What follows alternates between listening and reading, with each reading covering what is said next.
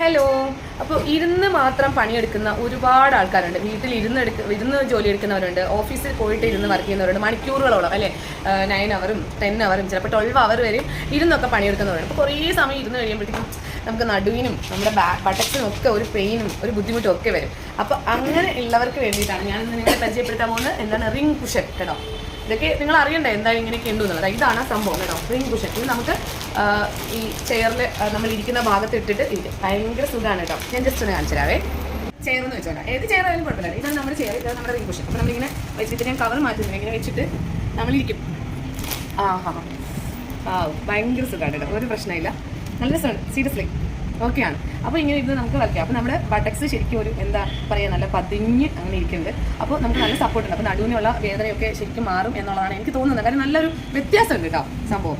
കൊള്ളാം. ഇതുപോലത്തെ സംഭവങ്ങളൊക്കെ എന്താ നമുക്ക് ആവശ്യമാണ് അല്ലേ. അപ്പോൾ ശരി, ഓക്കെ. Ring cushion.